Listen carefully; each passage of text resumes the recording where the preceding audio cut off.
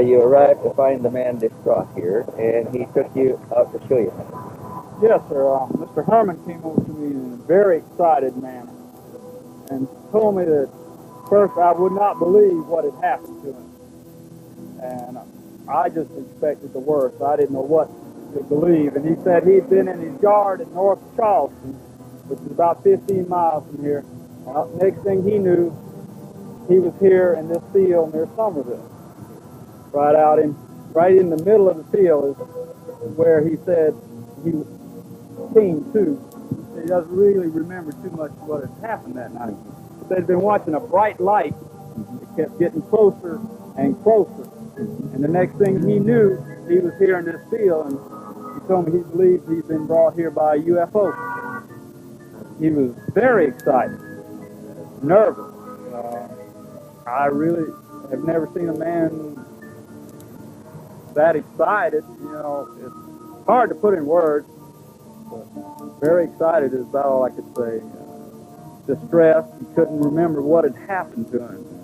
There was, a small part of his life was blank.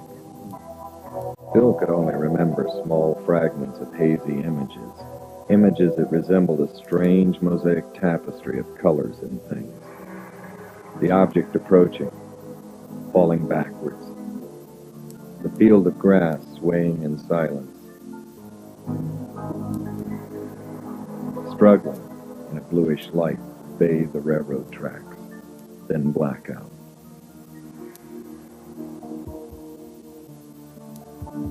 Stevens knew he would have to bring in a specialist in hypnotic regression, someone capable of unlocking Bill's scrambled memory. But this would take time to set up. In the meantime, he would call in Junichi Aoi, a seasoned UFO investigator with the Nippon Television Network. And between the two men, they would carefully reconstruct the strange events that led up to Herman's abduction. 3 months earlier, this had been a construction site for a new subdivision. It had offered Bill and his wife Patty a panoramic view of the surrounding area to observe the bright, noiseless object in the night sky. This particular evening we were out here. We were sitting, it was about a little after 9:30, almost 10 o'clock. And we saw the object come up, my wife and I. We saw the object coming up this way, up the river. And it was about maybe 900,000 feet above the water. Just a disc of whitish light. And then it kind of rapidly gained altitude, going up in a apex of a triangle, if you don't understand. And then we lost sight of it for a moment. We were both standing outside the car. All of a sudden, right over this area, the big light, just a light that was coming straight for us. Our car was parked over that direction. And we got frightened. My wife got frightened very much. And we just left. I turned the car, jumped in the car and turned the car on. And started to speed out. And looking in the rearview mirror, I saw the light look like it reversed its course. And it started going back toward the river. In other words, when we left, when we were gone, the object came toward our car. And then it changed its mind or dropped following us. And it just went back the opposite direction. How big was it when it came close to you? Oh man, the lights were that huge, big old spotlights, like there were spotlights coming straight for us. And my wife was particularly terrified because, we didn't know what was going on. So she said, "Let's get out of here," and we left. Man, we was gone. Have you seen the detail of the UFO itself, or just the light? Well, you could see a shape behind the lighting. Oh yeah. And when it looked like a dull metal finish, and the lighting itself kind of, more of the lighting stood out than the detail of the object. But the object it looked metallic, you know, like a metallic skin, but the lights in the front of the object. How was the distance between yours and UFO? If I'd have had a camera or a rock or anything, I could have thrown it and just hit the bottom of it. That's how close it got to the car. And you know, it was just a matter of seconds. I mean, if we hadn't gone when we did, there's no way the object couldn't have intercepted our car. I'm very convinced if it wanted to catch us, it could have. You know, because it seemed to be moving that fast coming up from the river. Was it before your abduction? Yes, it was. Before? It was before the abduction. Was it? I was with my wife and my daughter, so I didn't know. You know, I didn't want to take any kind of chances on anything. You know? So we just left. Oh, so you should be very frightened. That particular reason we were, because all the other sightings were just simply watching something moving in the sky, and never anything coming that close to us. I guess I should have looked down the road then, but I didn't know what was going on. Up to that time, I was convinced what I saw was a military project. I never believed it was from another world or anything. I thought since the area is in such close proximity to the Air Force Base, because like this area is a flight landing pattern for commercial aircraft and sometimes military aircraft. And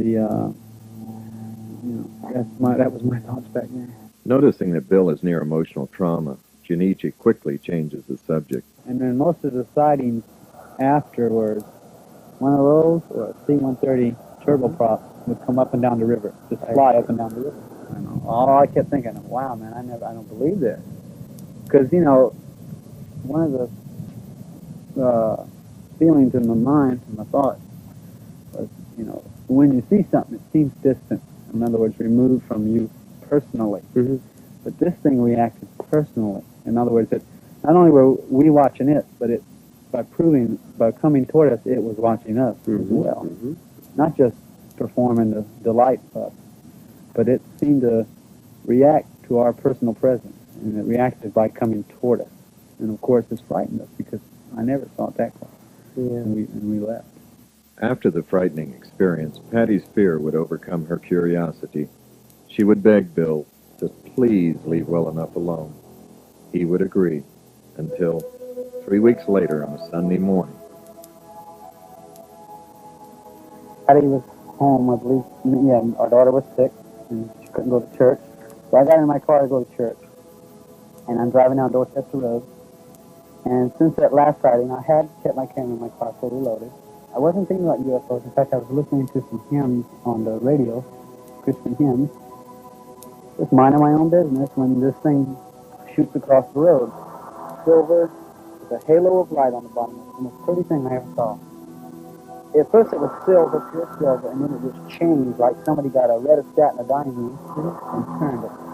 Bright, dim. This thing was going up this way and back this way and back this way, and getting so precise in its movement. That's where I determined my mind, triangular pattern, because it went up like a triangle and then skid up and down this way. And I don't know the purpose of it, maybe to attract my attention. I don't know. The triangular flight patterns would remain a mystery. And although the photographs were good, they would pale in comparison to those he would take later. As the investigative team neared the location where Bill took his dramatic new series, Stevens became concerned. We would be filming near a strategic U.S. Air Force base, and I was concerned that this might cause problems for all of us. As a retired lieutenant colonel with the U.S. Air Force, I knew that the military could be unpredictable at times, especially when you have a foreign film team operating on the edge of a restricted flight line. And we were here investigating an unidentified flying object, a UFO, that was intruding in military airspace. Yes, I was concerned.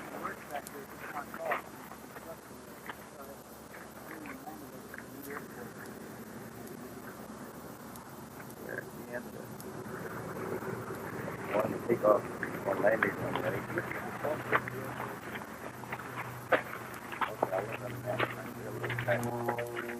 of the runway there, the C-131 coming this way, taking off the chute. Gonna go right over. Ready? Oh, yeah. I'm going to really right. This is the position that he took the photograph from. How close it where it was in the landing pattern.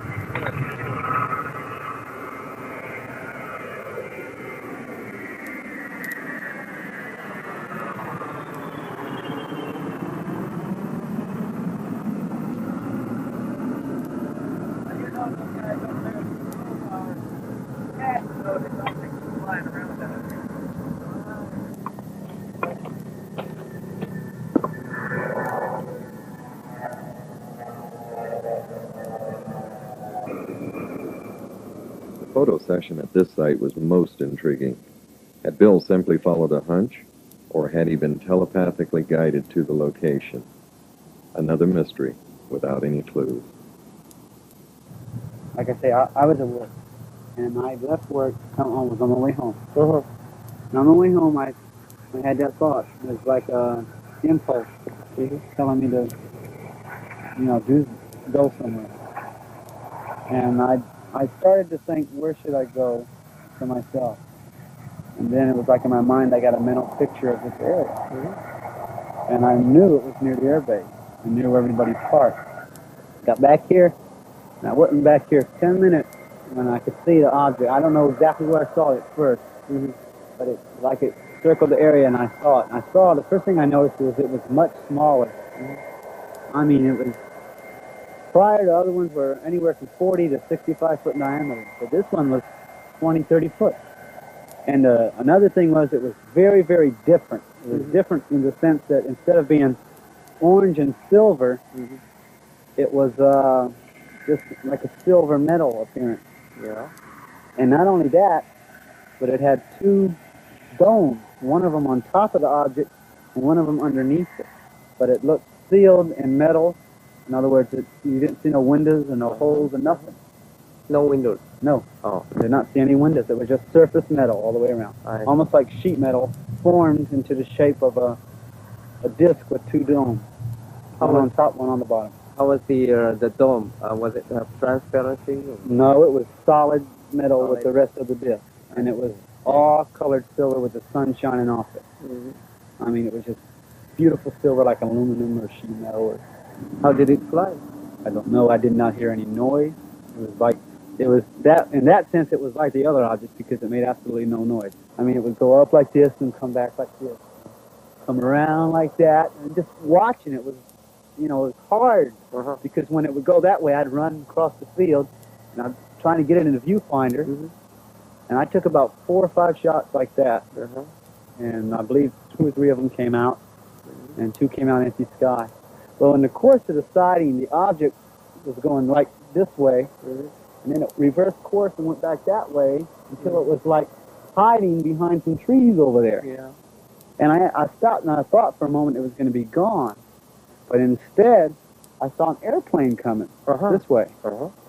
And, I saw it getting closer and closer. At the same time the airplane was halfway from those trees to where I was at, the object came from behind the trees to start to follow the airplane. Oh, and the way the airplane was coming in like this, and the object like came around like this. It started to come around like this, and instead it went back this way, and on these sides of the trees. And as the C-130 passed over me, I took a picture of it. And then I swung back. By that time, the object had gone back over here. And then it started to go back. I took some more pictures of it. And then it came over me like this. And the sun wasn't like this as much as it was over this way. And when it did, the object went straight up into the sun. And for a moment, it was cast. As the sunlight hit it, it took on a dark shape. And I got a picture of that. I did get a picture of that. And then the object looked like it went straight up into the sun. That's the last thing. I mean, it just climbed and climbed and climbed until it was gone.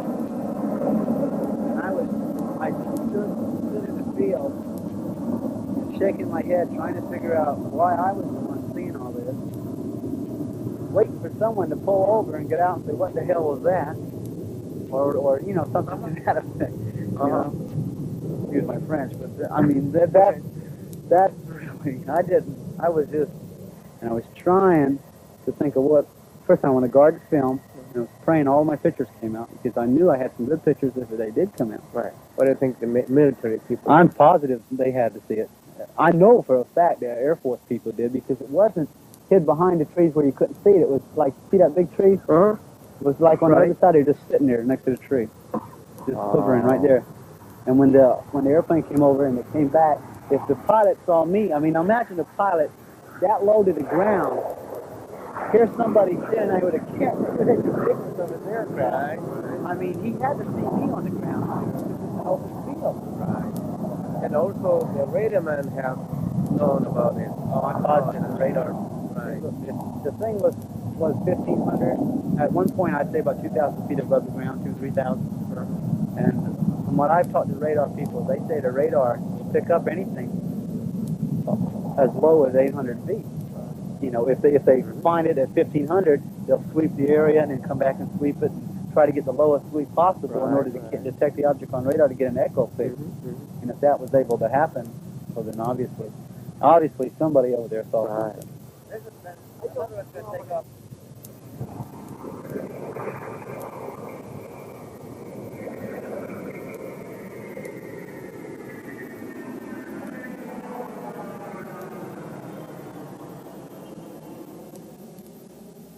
Next day, I got a phone call from the Air Force base telling me to come out there and see a Captain King.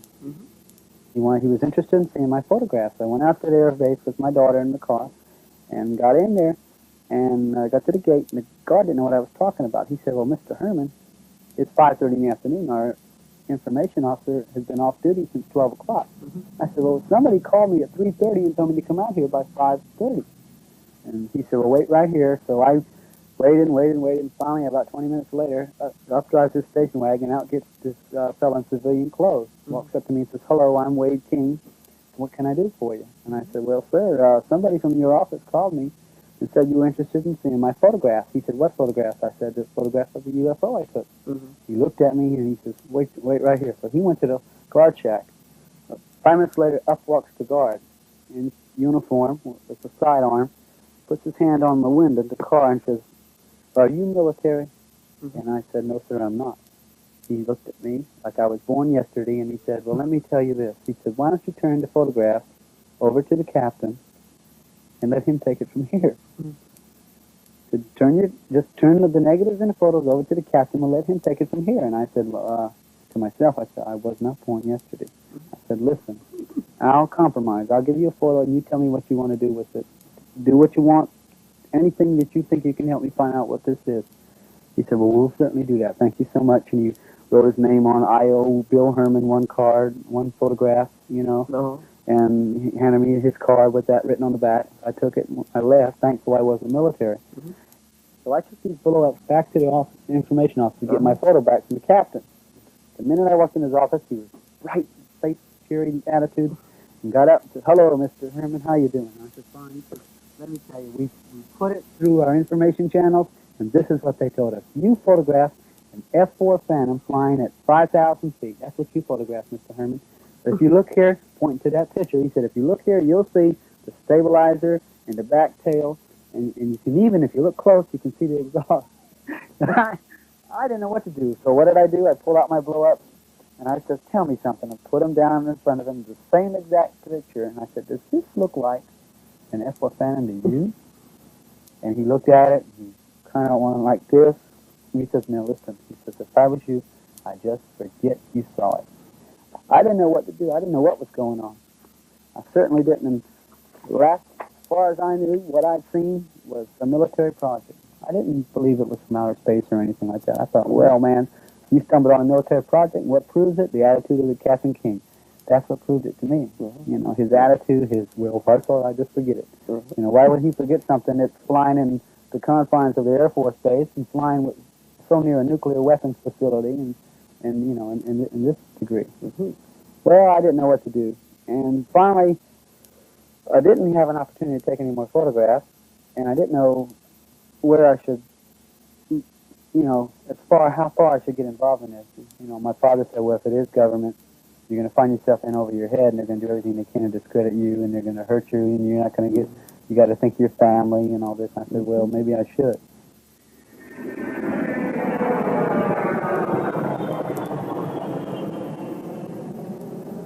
I got a phone call about, I think it was 1, 2 o'clock in the afternoon from a gentleman who identified himself as Tom Olson. He was in town from Riderwood, Maryland, to investigate the UFO sightings and the earthquake phenomena in Charleston, which has been going on, roughly since October of '77. And he told me that he was here to investigate this. He was going to take some photographs of the areas where all the UFO sightings had taken place, and that he was going to make available to me copies of the information and his conclusions and findings. He talked with much authority, a great grasp of my naive knowledge of the subject, and suggested, could we meet? About 3:30 he arrived at the house.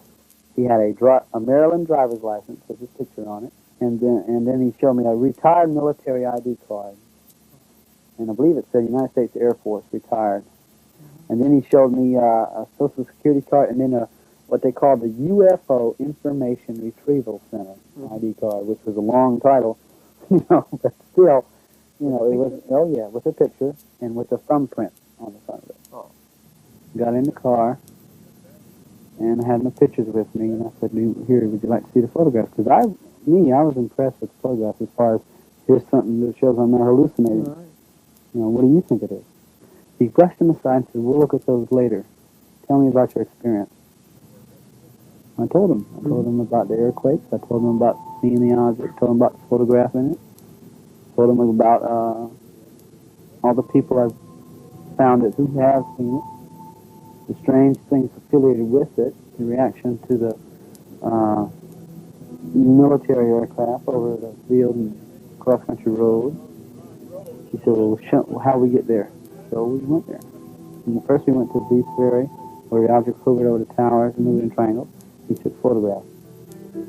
He took at least 40 pictures at each site. A whole roll of 35mm film at each UFO site. He took one picture of me at the first site, and that's all the pictures he took of me. With darkness setting in, the men headed back to the car. And he asked me, he said, Bill, let me tell you. He said, what do you think about taking a polygraph test in relation to this? And I'm sitting in his car, and my first thought was, wait a minute, you haven't even seen my pictures. Why do you want to know this? But I was afraid if I felt put on the spot. I was afraid if I said, no, I won't, then he'll just, he'll go to the press, and next thing I know, I'll be on the front page of the paper, big hoax, Then I was afraid, well, if I said yes, it'll get twisted. I'll tell the truth, but they'll say I lied. And then it's their professional credentials against me. And I didn't know what to do. Being naive as I was, I said, okay, I'll do it. Now, I assumed at that moment in time he meant 3 weeks from now, a month from now, a couple days from now. He said, okay, we'll go to the hotel and do it right now.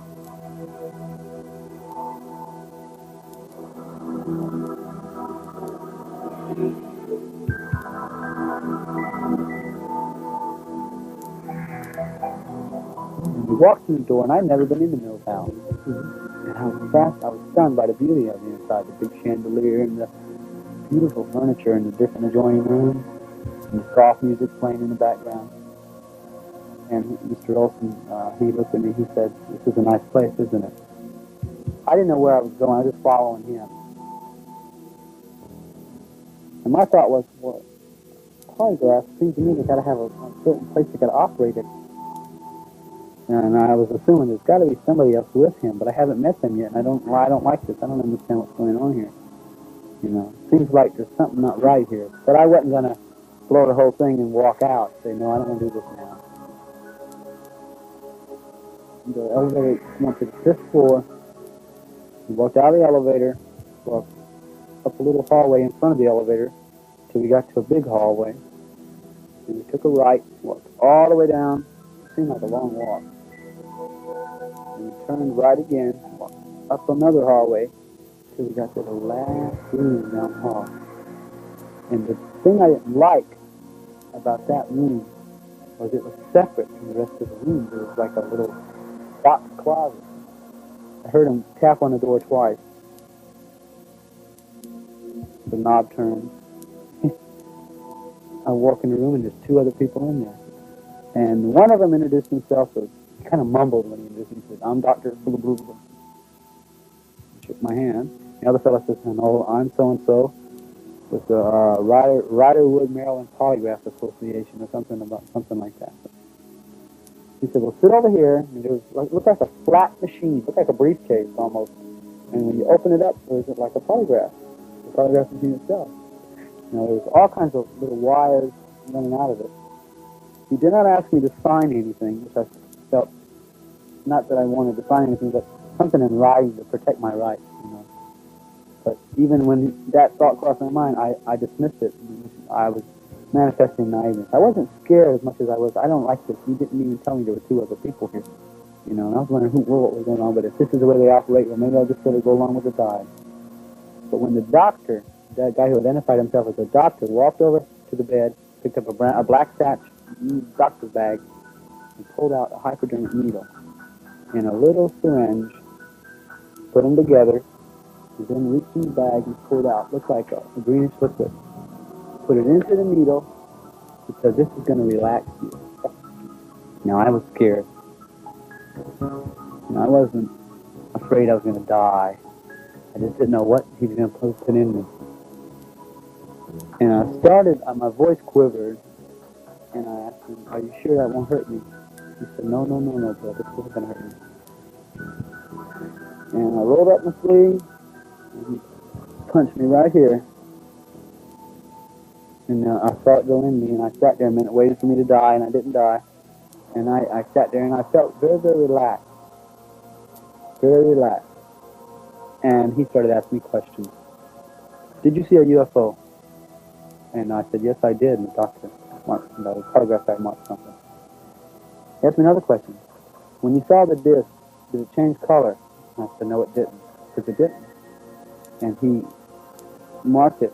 And it seemed like his hand moved slower that time. I didn't realize it, but I was getting sluggish. I was getting more relaxed. I didn't realize it. And he asked me the third time, and it wasn't like I was in a trance, but I was just totally relaxed. And then he asked me more questions. He would rephrase questions, ask the same question and rephrase.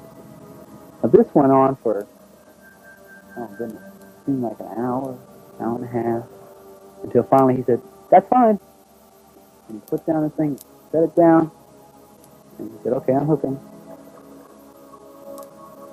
And I was drained of energy. I mean, I was literally, oh man, tired. He said, "Well, go in the bathroom, wipe your face off, put some water on your face, and relax. It's over, don't worry."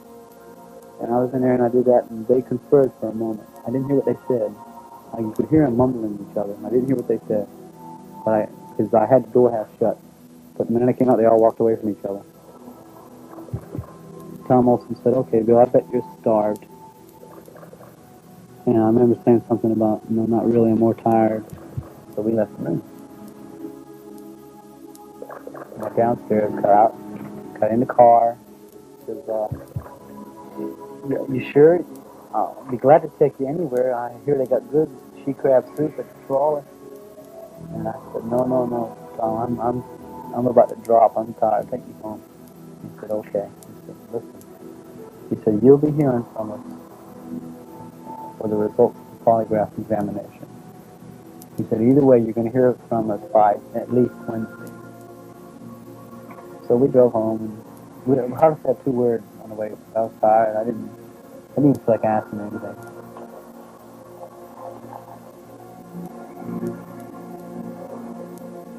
We pulled into the yard, and the minute I opened the door, the cold air hit me. And I was, cool air hit me, and I was, refreshed for a moment. I said, "Tell me something, Tom." I said, "Where do you think this thing is from? I mean, it's military, ain't it?" He said, "Who's military?" And I said, our military." And he said, "I wouldn't bet on it." And the way he said that, I'll never forget it.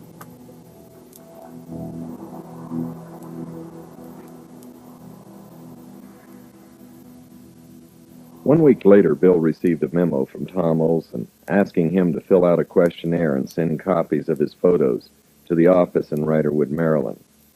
Shortly thereafter, a mailgram arrived from Tom Olson. The message thanked Bill for sending the material. It was friendly, but contained a disturbing reference, which read, "I did not visit you. It was someone else, and I have no idea who. Signed, Thomas M. Olson, President, UFO Information Retrieval Center, Riderwood, Maryland." To this day, Tom Olson in Riderwood, Maryland, swears up and down he's never seen me, and I believe him. I believe him with all my heart that this is not the same Tom Olson who lives in Riderwood, Maryland, and is a UFO Information Retrieval. Now, see, this guy didn't identify himself as president of the UFO Information Retrieval Center. He just is a member. The real Tom Olson is the president of the UFO Information Retrieval Center. I've seen him before. Okay, see? And that's... And then, you've never seen that, The fake, yes, I saw him one time after that when I worked at J.C. Penney's. Oh. It was late at night, about 9:30, and I was dumping the trash out and cleaning up where I worked at J.C. Penney Auto Center in Charlestown Square Mall. And I opened the back door, and here's this car sitting back there. So, when I walk out of the door, the car just swings around, pulls up to the back, says, "Hello again." And I looked in the car, and there's this guy, Tom Olson. Now, I had knew that he was a fake. The first thing I did is I said, "Now, who are you? Are you masquerading as someone else?" And he looked at me like, just brushed it off and said, "It's for your own protection. You should know that." Or something to that effect. Oh. He said, you should be careful what you say and how deeply you get involved in these things. He just told me about being careful who I talk to. It's for my own good, for your own safety. We're watching. We're aware of everything and all this. And I told him to get out of there. I said, "I'm going to go call the cops." He kind of laughed. And I started to walk and get his license plate number in the back of the car. And I started walking toward him. The car backed up. I walked into that car, just backed up all the way and took off into the traffic. He got away so quick I couldn't even see the back of the license number. I couldn't even get no numbers or letters or anything. Oh. So when I started to walk behind his car to get his license number, that's when he took off. And you never seen him? I haven't never seen him face to face again. What do you think? I think he's either CIA or I think he's part of some conglomerate that looks into these things for the government, off the record, and does it solely to either confuse everyone really involved in it or to discredit any people who come into contact with UFOs, I believe. I think that's his whole purpose, isn't it? Not only had Bill and his family been targeted, but harassment was now being focused on the investigative team. Promoting the truth and the facts. After we spent a whole afternoon and an evening interviewing like we did here this evening, and everybody had gone home, and we went to bed about 12 o'clock. It was pretty late at midnight, and I was just getting to sleep. At 12:15, the telephone rang twice, and it didn't ring again. So I picked up the phone, and nobody on it, and I thought, well, somebody dialed wrong. So I went back to sleep, and it rang again twice, and I woke up, or was sleeping light enough, I heard both rings, and I thought, well, somebody is trying to call. I picked up the phone, and nobody on there, but the line wasn't closed either. The line was open, I could hear that, but nobody talking, nobody breathing, anything. So I hung it back up, and I dialed the desk downstairs, and I said, did you call me? And he said, no. I said, did any calls come in for me? He says, no, there hasn't been any calls on the switchboard. It's 1:15. So I hung it back up, and I said, well, that's strange. And at 2:15, I got another 2-ring call. And I picked up the phone, and I said, who is this? Nothing. The line is open, nothing. So I called down to the desk again. I said, is there any way that my phone can be rung? And he says, not unless it comes through this switchboard. I said, has anybody called? He said, no calls have come in. So I hung that up, and I called John Fielding across the hall in his room, and I said, John, something funny is happening 3 times now. At 15 minutes past the hour, I've got a 2-ring telephone call, and nobody on the line, and the desk says it didn't come through the desk. He says, God, that's strange. He said, I've been getting them too. He said, I got one at 12:15 and 1:15 and just a couple of minutes ago. And it went on at 3:15 and 4:15 and 5:15, the same thing. Both of us got it. What was what they were trying to call? The only one possibility is that somebody who was staying in the hotel Somebody Right. staying in the hotel can ring the room number without going through the switch. Well, it goes through the switchboard, but it doesn't light it up.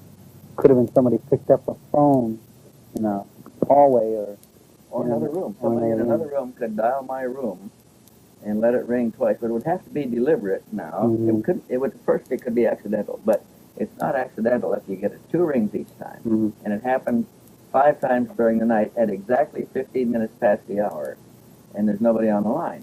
Mhm. There's too many things there that it can't be coincidental anymore. It can't be accidental. Right. And for 2 different rooms across the hall, the only ones that were being disturbed. So that's a kind of warning. I mean, I don't know what it was. I was talking with Harry Levelson over the phone long distance in New York. I believe he was at Omni offices at that time. Or I don't know if he was at his home residence. But anyway, in the course of our conversation, there was this noise, duplicated this way. And the phone itself in our conversation. Didn't start the minute we started talking. It started when we started talking about the UFO. It was like None. just noise. Just a click, click, click, clack, click, clack, click, clack, click, clack. You know, Harry says, "What is that?" And I says, "I don't know what it is." And he says, "Well, listen." And so we listened some more. And finally he says, "You know, I know what it is. Somebody's listening on us, and now they're disturbing us."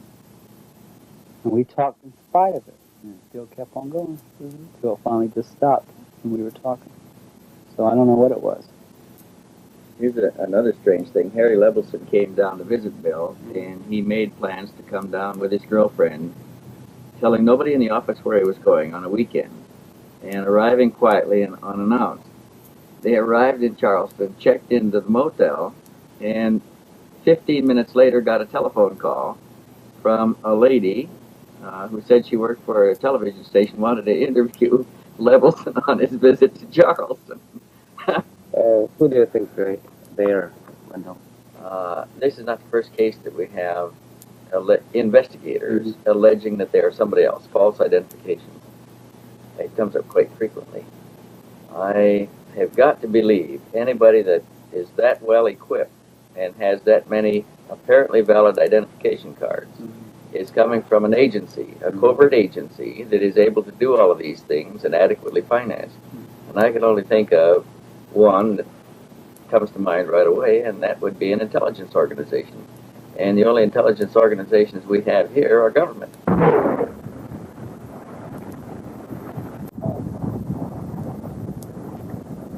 The investigators call a witness, a friend of Bill's from work, who had similar sightings of the unusual object.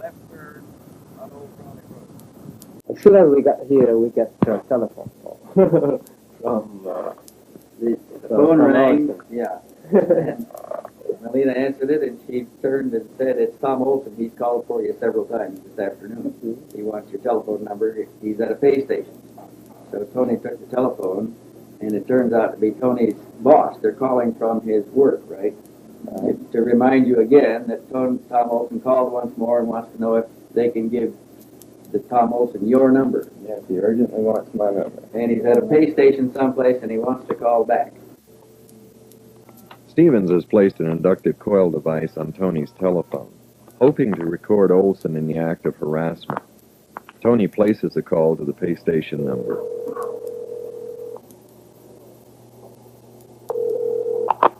Hello? Yes, is this payphone? No, sir, it's not. Do you know Mr. Tom Olson? No, sir, I don't. All right, thank you. Olson had managed to send an ominous warning. To the investigators, we know where you are and who you are talking to. We are watching and listening. To the Martins, we know where you are employed and where you live. If you value your job and your privacy, back off.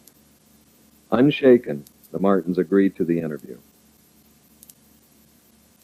We passed the Kings Grant area on Dorchester Road, and you've got a column of, it's like a wooded area. You've got woods on both sides of the road. And it seems like it just hit us at the same time to look up. Now, my car, all the windows are tinted in my car. I've got a band across the front windshield that is blackened out, and you can only see at night. It's real hard to see out of any of the windows unless you see something that's coming directly in front of you. Okay, I'd say the object appeared at an altitude of probably about 500, no more than 1,000 feet up. Is when I first saw it, and it was anywhere from an eighth to a quarter mile in front of us.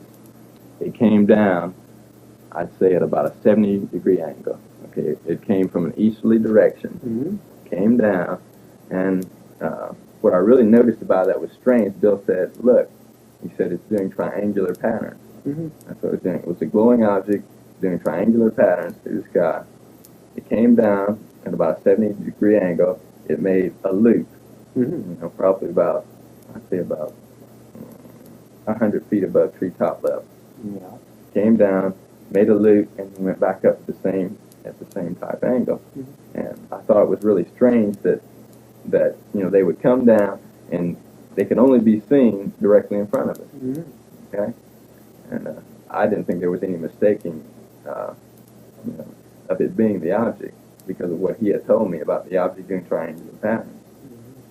So we saw that. We went a little bit farther down Dorchester Road, and we turned into another subdivision called Forest Hills. We went back in that area, and you've got the Ashley River area. It's marshy. Right. We went behind a house there, and we just stood around. He just had an impulse to turn there. We went back there, and we stood around, and it was like someone cut on a light bulb out in the far distance. Just saw a bright flash, and then went back out. And I thought about it. It could have been an object. It may not have been. I took into account quite a few different things. I noticed that just prior to seeing the object, we had a C-141 fly overhead. And it was heading towards the base. You could tell the size of it, the lighting, things like that. You can usually tell, what type of object you have in the sky. I've been around military objects for quite a period of time. I've lived on military installations all my life. I've seen, what flies and what doesn't, and I've never seen anything like that. Tony would answer a nagging question that had eluded the investigators. How long had the Charleston area been undergoing UFO activity prior to 77 and 78? I had my first sightings back in 1973 while I lived on Charleston Air Force Base. We had a flap that lasted for about a period of a week. We had numerous sightings. There were multiple sightings where you had 3 to, I would say, up to 9 crafts in that area, mainly over the Charleston River Basin. It was a circular type object that had a dome on top. It had lights that were revolving in a counterclockwise rotation. I can even remember, I think it was a football game that they had on the base, and I don't know how true this is. I heard it from quite a few different people. They said a saucer-shaped object came over the football field, hovered above the game for a period of 5 or 10 seconds, and then just shot off towards the Ashley River area again. When was that? This was right back, I guess it was during 73, 74, right around that same period of time, when we were having quite a few UFO sightings in the area. Which area is the most frequently you have observed the UFO? Okay, it's always been associated right around the Ashley River area. From Somerville, I'd say up as far as the end of Dorchester Road. So it seems like most of the sightings are associated right around a military type installation and also around the Ashley River area. Yeah. There have been numerous sightings, particularly right around in this area. There's been a few at the Barnwell nuclear plant, Naval Weapons Station, the Navy base, quite a few right around the Air Force base. It seems like whoever or whatever we're dealing with, they tend to want to know something about our military. Is there any possibility that... Junichi asked Tony if there's a possibility that the objects being seen could be a secret military project. Of course, you have to take that into consideration. That could be something like that, but unless our technology has really advanced beyond the point that I think it has, I wouldn't necessarily consider it to be so. I would tend to rather think that it is something of either an extraterrestrial type nature or something that's totally unknown to us. Yeah. Knowing that they are under physical surveillance and possibly electronic surveillance, Stevens calls the next witness from a safe phone.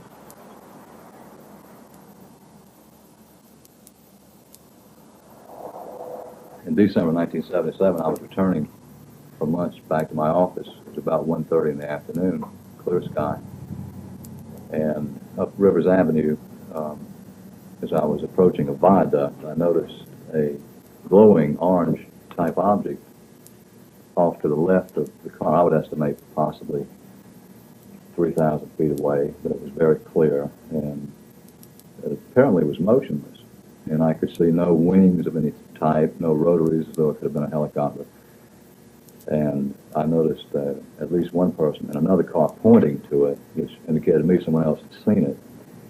As I approached the viaduct and began going up, there was a traffic light, and I had to stop for that traffic light, and I noticed that the object was descending in the same direction, apparently, that I was going, at a slow rate. And I thought possibly it was a kite of some type, because it defied the obvious laws of gravity, and there was no sound. And as I began moving forward after the traffic light, I noticed that the object had disappeared beyond some pine trees, which were to my left. And I looked straight ahead, and I could see the object apparently crossing Rivers Avenue beyond that sign at a good distance away, but it was at an angle. I could tell it was a disc-shaped object. It had the definite orange color, and it apparently was moving with no wings or no rotors as a helicopter would. It was not a bird. It was very, very clear. And at one time, I did also observe a C-141 airplane at the same time that I saw the object. You've seen the object more than once? No, I've seen it one time, but it was during the first time that I saw it, first glanced at it. Way beyond the object was a C-141, apparently coming towards the Charleston Air Force Base. Yeah, I was going to say the description you just gave of Rivers Avenue and the viaduct and looking and going towards the trees positions the object roughly in the vicinity of Charleston Air Force Base, or just to the east of the base. Just to the east. And you saw Southeast of the base. a C-141 in the air, either in the traffic pattern or landing, which would confirm that. Right. So the object was operating within the landing traffic pattern of Charleston Air Force Base, if we're guessing right. That's correct. I would estimate that possibly the object was, I would say, between myself and the Cooper River, which is the Navy Yard facility. But it would be difficult to say exactly how far. From your perspective, could you form any kind of an estimate of its size, its diameter? I would estimate between, say, 25 and 30, say 25 to 35 feet in diameter. Do you think the C-141 noticed that the UFO itself at that time? It would be difficult for me to Yeah. think that the C-141 would not have noticed it, because it was in the sky and Bright? bright. Purcell had observed the same type of object playing cat and mouse with a C-141 3 weeks before Herman had taken his spectacular photographs of the object on the tail of a C-141. So when I came back to my office, I told my staff that I'd apparently seen a UFO, and of course they chuckled. They thought I was, had a couple for lunch. I assure you I had not. I called several TV and radio stations to ask if anyone else had seen an object or reported it, and none said that they had received any calls. How receptive were they to a report of a UFO? Were they interested in what you told them? Not really. The North Charleston Police Department said I could come down and fill out a report if I chose to do it, and that's as far as it got. The Air Force Base said they had no record of any sightings. The interview had been completed without any outside interference. They would continue to use safe phones to arrange meetings with potential witnesses. Stevens had turned up a new witness who claimed to have a series of remarkable photographs, but he was reluctant to go on camera, fearing that this might compromise the privacy and security of himself and his friend, a noted television and radio columnist who took the photographs. After a lengthy discussion, Junichi assures the witness that his identity will be cloaked. You want to see these things? Yeah. Let's see. Those pictures were taken, some by the gentleman you're talking about and some by his mother, were they not? Just by him. Him and his wife. I don't know which one of the pictures. His mother was, I think, his or her mother was kind of old, and she didn't have any photography stuff. Did they ever see the spacecraft on or near the ground? Well, just right over These the house. people, just over the house. Yeah, just flying. You know, there's a lot of pictures here. As far as I know, no one has ever seen these photographs except for the people I've described. Here's like this one's flying directly over the house. Mm-hmm. Right over the house. Right over the house. Here it is with the top of the capsule raised. He said that capsule went up and down on top. Changed elevation. Sometimes it was higher, and sometimes. Well, you see in this one, there's no top to the thing. This is going over the house also. This is the same photograph, but it's further over the house. See this going over the house? And he took another picture as it got over the house. That's interesting. And then as it went out in the field, it elevated this little thing on top, a bubble on top. That accounts for some of the changing shapes that we get reported. I see. And here's one again in the open field, just over a cornfield, way out over the trees. He said the motion pictures are extremely good. He said they were real good. Imagine that. Right. But Because he got it going over the house and in the woods and out in the field and all that kind of stuff. You know, they said it was tremendous pictures. Is there any way we could get? could you give us his telephone number again and let us call and introduce I him? won't unless I call him. I'm going to be perfectly honest with you. We'll pay for the call if you call him and ask him if he will talk to us. We'll give him a control name. We won't reveal his identity or location. We can promise all of those things and give proof of it. These are just photographs that you can take pictures of. Like this is one that's going into the trees and going a little further and so on and so forth. And because of his wife, I don't feel like he'll ever do anything as long as he's living. Because she is still terrified. Yeah. Totally. And there's very nice people. And they're very rich people. Okay, so it wasn't a case where they couldn't protect themselves with money, and they could, but it doesn't seem to bother. They're still scared. He said, and eventually, these people are going to contact you. He says, if you start this thing up, they're going to contact you. He says, and I know what I'm talking about. I've talked to other people who've been through this thing. He says, that's the reason we're totally silent. He says, so if you want all the publicity and all the headaches you can ever get, you start revealing this. And now I don't know whether I should have listened or not. For every witness that had been frightened off, there were others who would willingly come forward to share the wonder of their experience, like the Jerry McAllister family in Anderson, South Carolina. Well, approximately 4:20 in the morning, I was awakened by a sound. I thought it was a helicopter crashing here in the backyard. And, I woke up and the whole entire inside of my house was lit up real bright, and outside real bright. So I finally got to the window in the bedroom window and looked out, and didn't see any crash of a helicopter. First thing I seen was this most perfect flying saucer you would ever see. And I never believed in them, but I seen that one. I believe in them now. But it was over the whole structure of these pine trees here, where right here. It's about 70 foot in circumference, approximately 2 stories high. I viewed it for approximately 3 minutes. But in turn, I had a broke leg, and I grabbed one of my crutches and finally hit my wife in the leg and got her awakened. And she got to the window, and she said, "Oh my gosh, how beautiful!" So it was sitting there, hovering over these pine trees, and as it was hovering over the trees, it was still floating, just up and down motion, clockwise, just like that. Then when it got ready to leave, it just turned up, tipped up on edge, and just went off like a streak of lightning. The saucer landed in his front yard, came down in his front yard. They went to his house, and he drew this sketch. Yeah. And about an hour and a half later, the Easley Sheriff's Department called me and asked could they come down and me draw a sketch of the saucer that was here in the backyard. I said, sure. So they came down, approximately an hour and a half. I drew this sketch here of the saucer. Yeah. And not even seeing this. They, I drew mine, they compared it, and you see how close they are. Right. They didn't even, I didn't even know that they had a sketch that he drew. We didn't know nobody else had seen it. Didn't even know anyone else had seen it. The UFO bore a striking resemblance to the object filmed earlier by the television columnist. There were 17 people in all.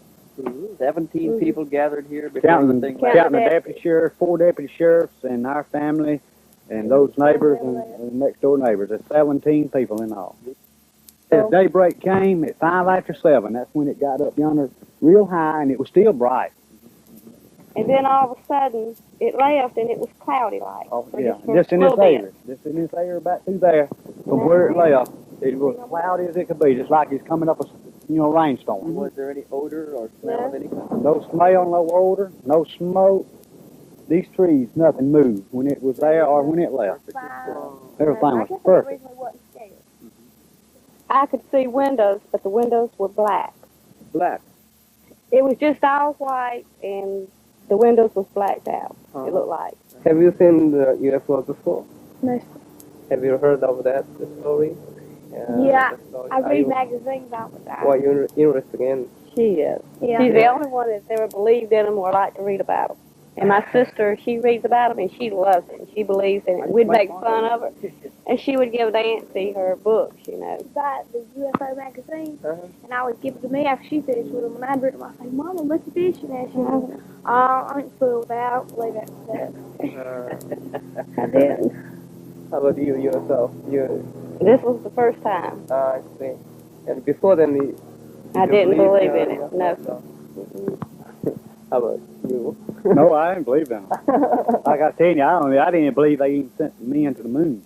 I just never could get it in my mind and believe that mess. But I believe it now. And this saucer here, it didn't come from the United States. We brilliant, but I don't believe we're that brilliant to have something that beautiful. Not a structure like this was. I believe it comes from another planet.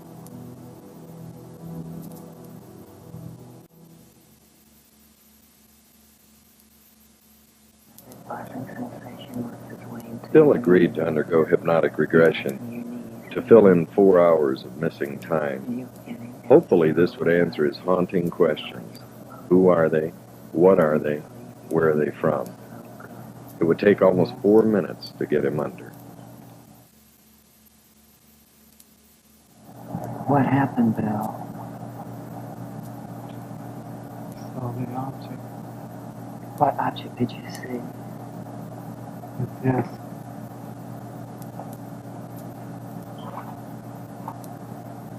I saw it moving. I pointed it out to my wife. Just relax. Relax. Stay where you are. Keep the program where it is. Just relax. You're unaware of any sound other than my voice. It's moving over the towers. I can see it. Patty, I'm gonna get a better look at this. I'll be right back. I better call Larry. Larry? It's back over the area. Right now. Yes. Yes, I'm going up there now. You try to get on the other side. Okay. Bye. I'll be right back.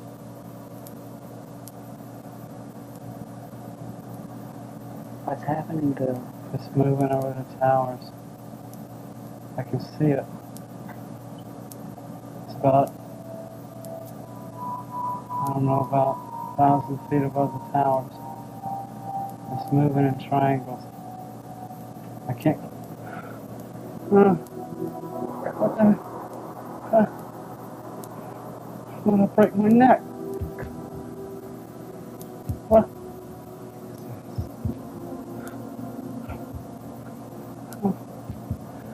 All right. Oh. You How will light is you won't experience any discomfort. What? Wait a minute. Look at the reeds. There's no wind. I'm just swaying. What? Look at the size of it. Good God. It's big as a boxcar.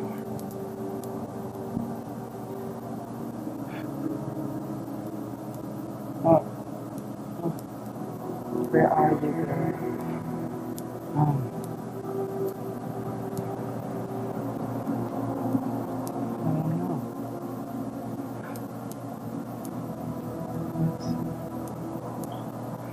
Relax.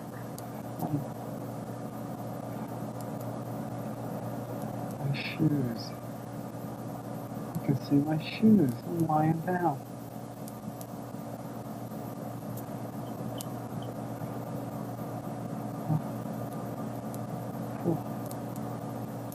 What's that? Looks like a stoplight.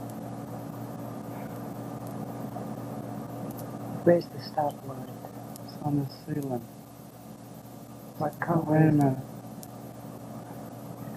It's not a stoplight. What kind of place? This is...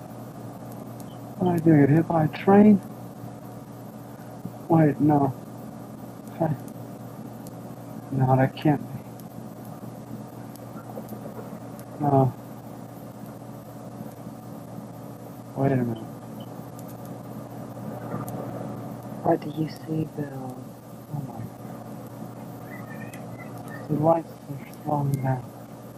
They're flashing. On the ceiling there's a light. Oh. Who's that? They're bald. Wait a minute. They're not bald, that's just the way they look.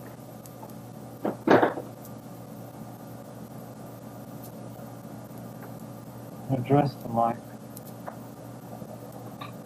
What are they wearing? They're wearing some kind of suit. Some kind of leotards of some sort. Anyway, Are they humanoid? their backs are to me.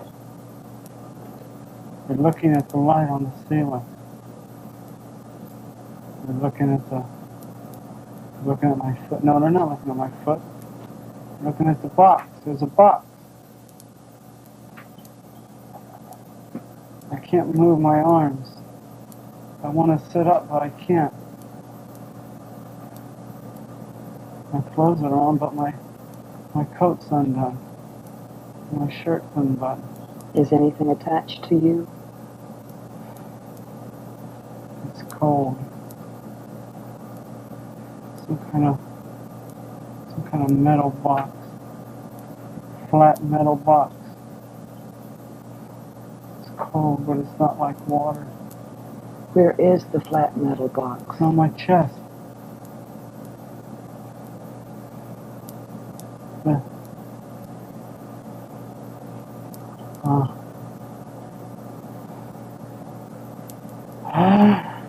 Relax. Relax. Oh, God. Who are you?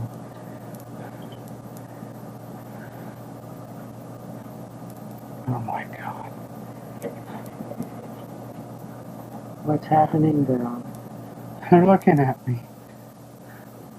Oh, God. What's wrong? Don't be afraid.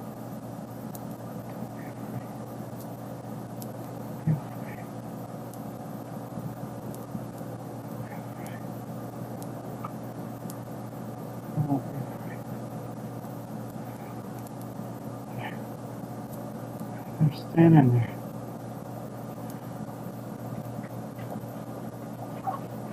What do they look like? like fetuses. Like what? Fetus. A fetus? Yeah.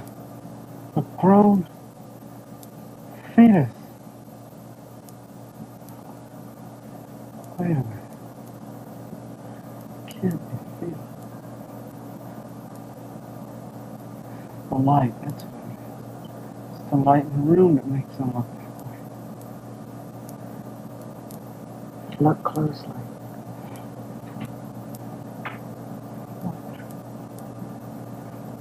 That's strange. What's strange, Bill? Their eyes. They don't have no lights. They don't have no lights. It's just brown. It's dark, black, brown. Just a circle right in the socket.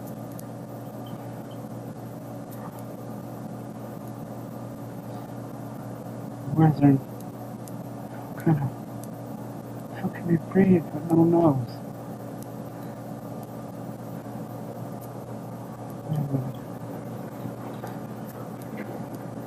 Do they have a mouth?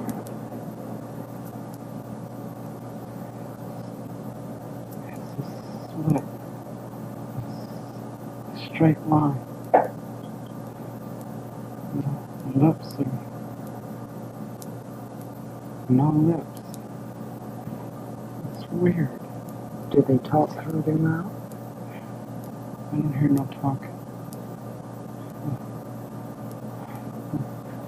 Where are you from?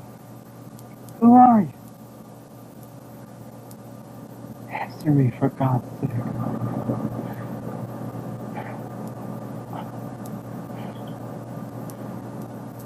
Yes, it was broken once. What was broken down? When I was younger. I fell off a sliding board and broke it. What was broken down? My arm. Who asked you? He asked me. He who? The one on my left. He asked me. How did he ask you? I don't know, but I heard him. Did he use his mouth? He says, how can you talk in his lips? All right, go ahead. Wait a minute. Where are you from? All I remember is the pain. It was intense. It hurt. Bill, stay where you are. I want you to tell me the questions they asked you when you answered. Do you understand? Concentrate on what it was like.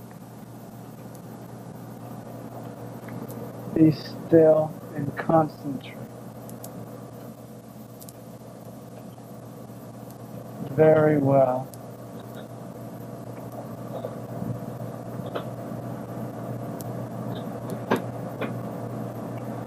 He's moving a box off my arm.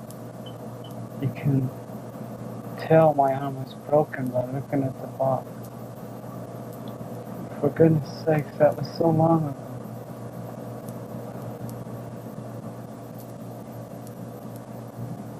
Two legs. Did you see their hands? Yes. How many fingers did they have?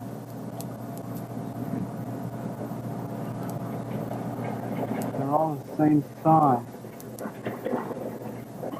Lengthwise, they have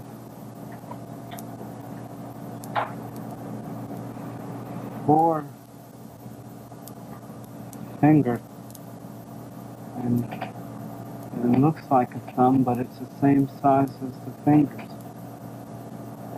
So that's a total of what? 5? Yes, 5. Okay. All right, now you're... Go ahead. The hand is weird. Why is it weird? You can't see any creases or knuckles. There's no kind of... It almost looks like they're rubbery. Almost flexible. Can they manipulate them very well? They seem to be stationary. They're stationary? I mean, they don't bend them. When they bend them, they bend the whole hand. All right, Bill, let's go from... They can't even be 4 feet tall. How tall? 4.5 feet. They can't even be that tall. My goodness, they're small.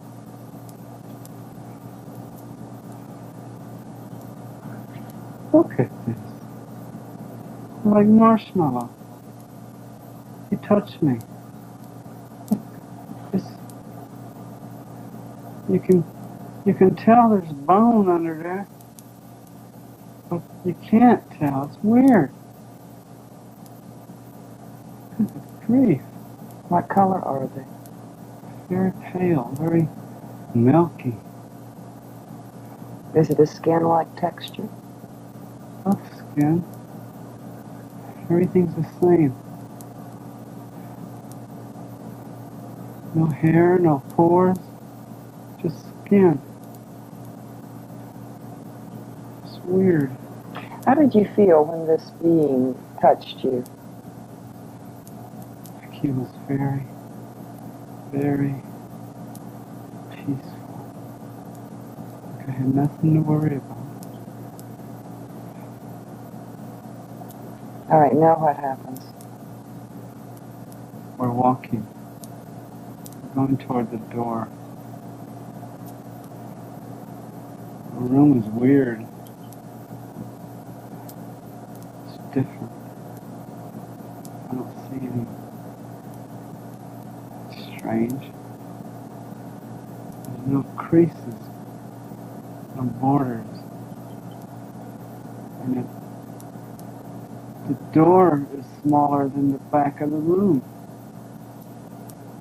It's weird. It's distorted. In what way is it distorted? I can't. It's like everything is molded into a shape. And it doesn't stop, it just goes straight out the door. Just molded. Like a bathroom tub. Yes, seamless. Just molded. That's all I can think of. Go ahead. We're walking, we turn left. The one who talked to me is standing beside me. The other two are behind us. We're walking down the hall. We pass the room. The door is open. We go to another room. We go in it. The hall winds in a circle. Everything's the same color. You said the hall wound in a circle. Did it wind in a circle up and down? Just both directions is a circle. It's hard to relate it. Did you traverse that? Everything's molded the same way. Council Control Center. Council Control See? Center?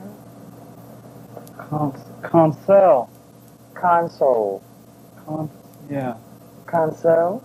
Yeah, that's what he said. Console. Control Center. All the network craft are controlled from similar centers. Network craft? It's the term.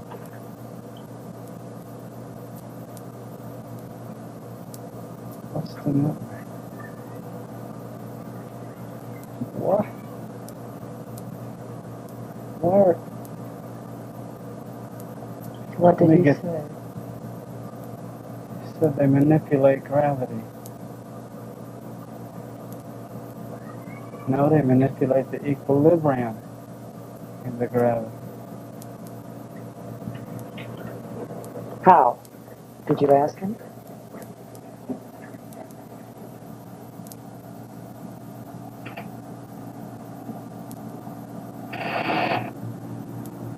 In hydrodynamics and reverse osmosis. A technique of reverse osmosis. They've been doing this roughly 50 years.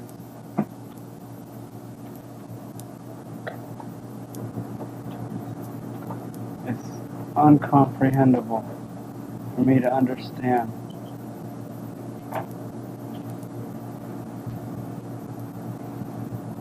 Why are they telling me this? Bill, let me ask you a question. Did they, at any time, promise you or tell you that you in any way would remain in contact with them?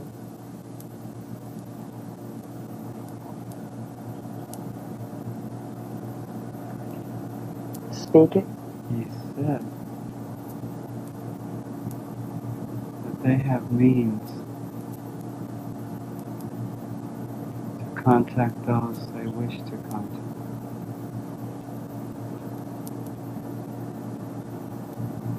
He said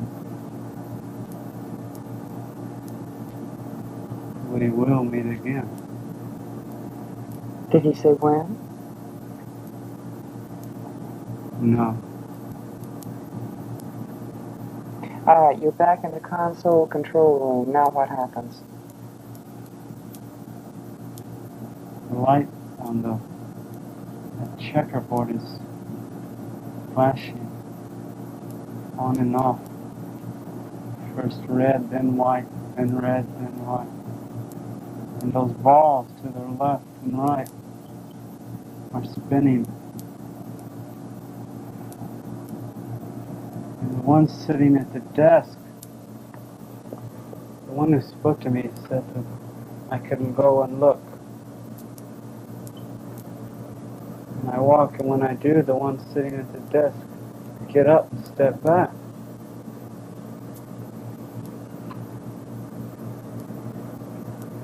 What happens? They step back. And when I move away from their desk, they sit down. Did any of them at any time touch you other than the one who helped you from the table? No. They look familiar. You're in control center now, where the lights flash red and white and red and white. Yes. Yes, he's motioning me around the room. I'm looking, everything looks funny little writing on the corner of every block. And it looks like squiggles, lines. Can you read it? No. It's different. All right, Bill, I'll tell you what I want you to do now. I would like very much for you to move your time to the point where they release you. Just a few minutes right before they release you. Now what happens? We're walking down the hall. We've left the place where the propulsion was. The big round balls. We went in a little closet, some kind of little room. We walked back up, like a diagonal hallway into a little closet. And the door behind us shuts and the one in front of us opens. But when you step into it, you don't see no door. It's like this seamless or something. It's just, you can't even tell it's there until it opens. The one tells me that the time has arrived.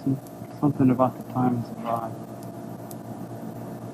That they're sorry for the stress that's going to result from our release. But those sympathetic to my experience will help, although the majority will reject it. They say we're going to meet again. That's what he said. We will meet again. He motioned me on the table, and the minute I touched the table,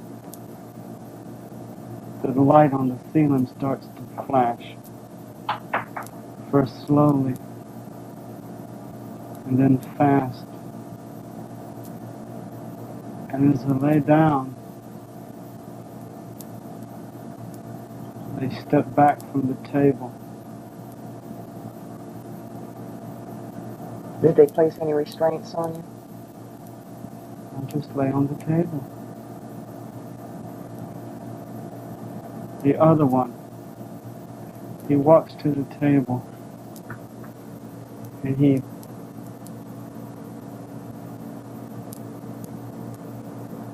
putting the binoculars around my neck.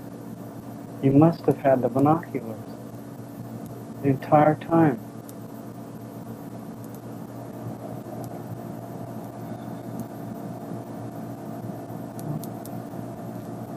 The light's flashing and they're standing there.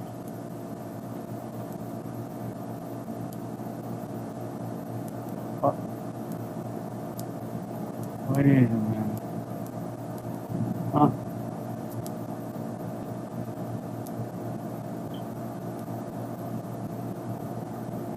I'm looking down at my feet. There's a glow at my feet. I look up, slowly, in a daze.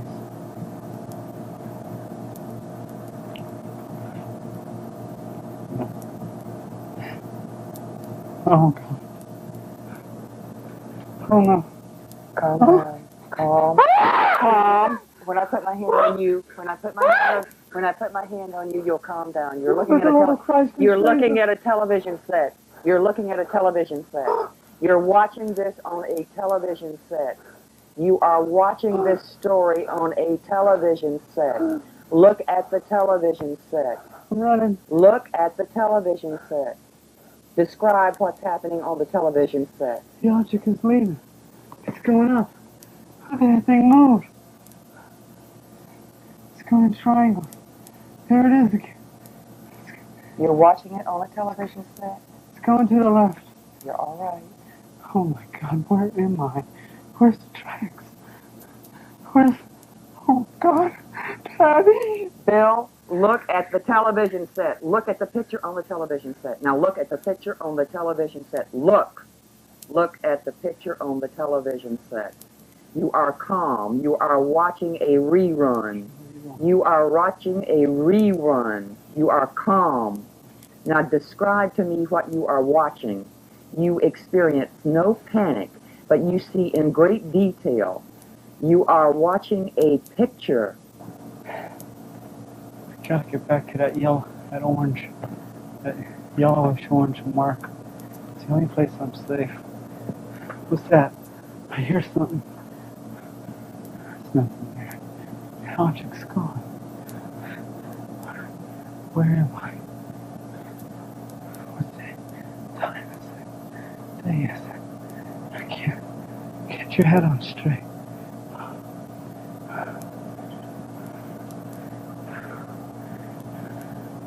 Height nor depth nor soul can reach separate us from the love of God in Christ Jesus. For God so loved the world that He gave His only begotten Son. God, get a hold of yourself. Relax. Calm down. Relax. It's over with, Bill. Bill, look at the picture on the television set. You are watching a rerun of what happened to you. You have already experienced those emotions. You don't have to do it again. You don't have to experience panic again. Okay. There. What's that? A car. There it goes. I gotta get get out there. Do I go or don't I? I'm going. It's now or never. I'll be here forever if I don't move. Lord, give me strength. I'm going now. I'm running. Tearing through the bush. Stairs. I'm on a road. Oh, thank glory there's a road. Highway. Street. There. There. Yes. Hey. It's a car coming. It's a car coming. Hey. Hey. Stop. Stop. Thank God you're here. No, it wasn't a car accident. Please get help. Where am I? No, it wasn't a plane accident. You wouldn't believe me if I told you. Please, get a policeman. Thank you. I don't mean to scare you. Please get a policeman. Get help, please. Oh, thank God. What if they don't come back? What if they don't come back? Stop!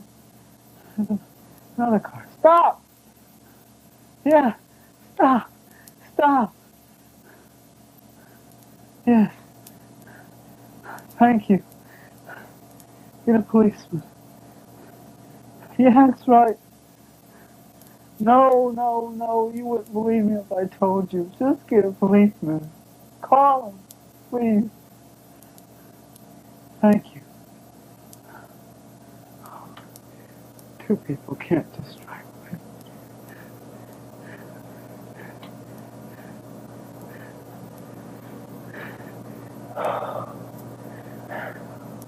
Yes? They're back. Yes, they're back. My name is Bill Herman. What time is it? Where? It can't be. Just a minute ago it was 9:30. Where am I? Part of Charles. What? Wait a minute. That means, oh my God, it can't be. Oh no. I was standing in Charleston at 9:30.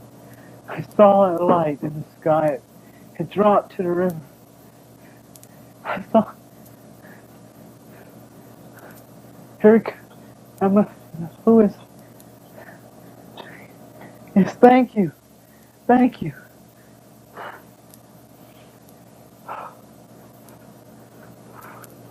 Herman, call my wife, please.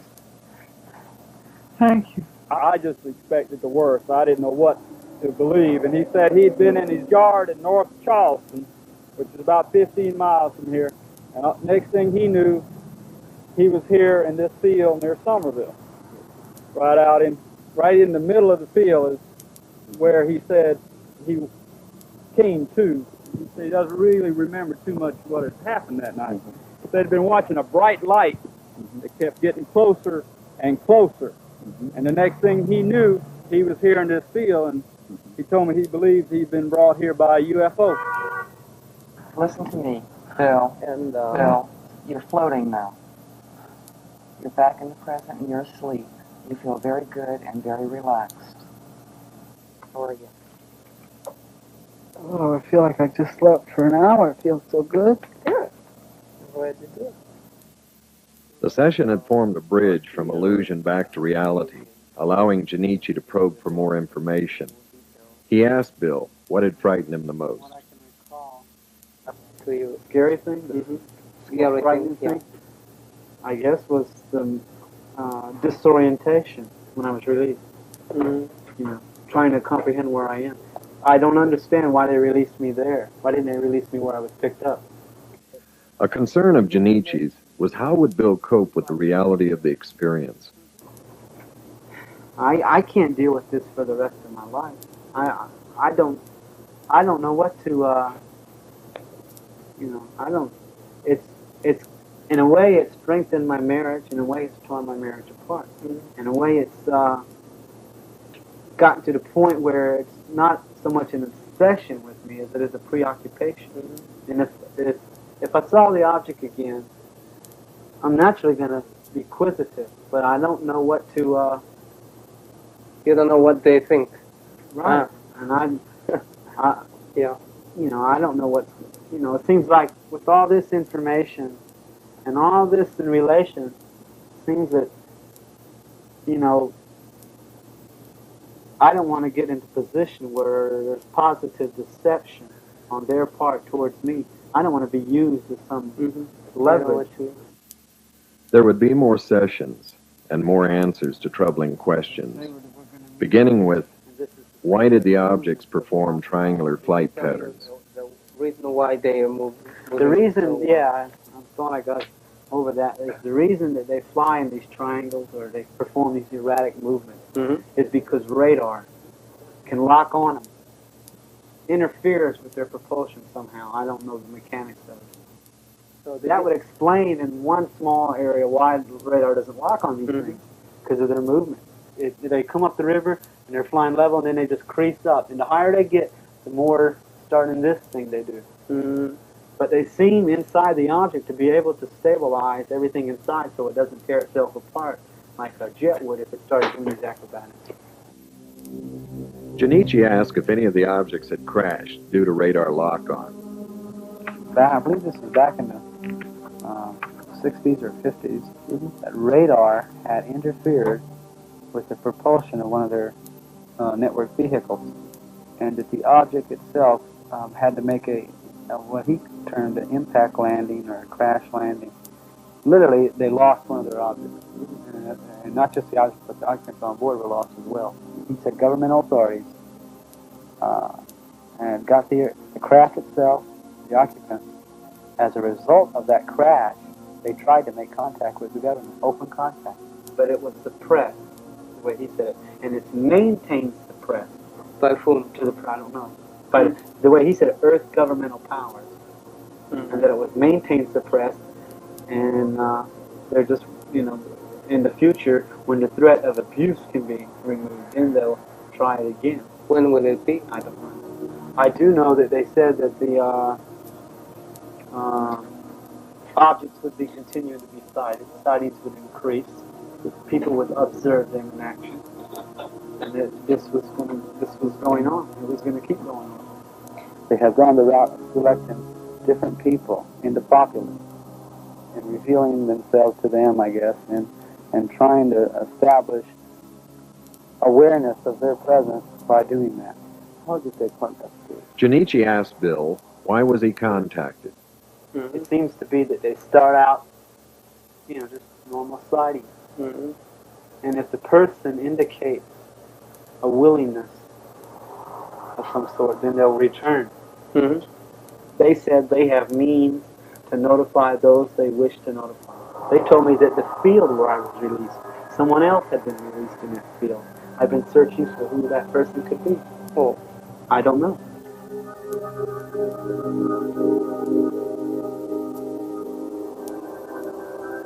The investigation would wind down, even though Bill continued to search for clues into his past. After I recall what happened the first time in March, I was told by the occupants that they consist of a network of these objects that are operating around the world presently in the continental Western Hemisphere, is the way they worded it. And they're from a cluster of stars 32 light years away, area in what we call reticuli, galaxy, solar reticulum, and that they were stellar astronomers, or that was their whole civilization. That's what they were geared to: stellar astronomy and life and study of life all across galaxies, and that they're a network sent here to initiate what they call direct observances. and they conduct inter-atmospheric flight and direct observance of people. What they do is they examine, they see the geographical spectrum. They examine the experiments that they conduct in what he called reverse osmosis and hydrodynamics. They conduct a lot of experiments over water. They conduct experiments in aeronomy and geodesy. See, these were things that came out after I was through Dr. Harder helped me a great deal by breaking that block that it's like I couldn't remember. No matter what I tried, I couldn't remember. But when I did remember, it was like just like a water pipe was busted and the water just wouldn't keep turning over and turning over.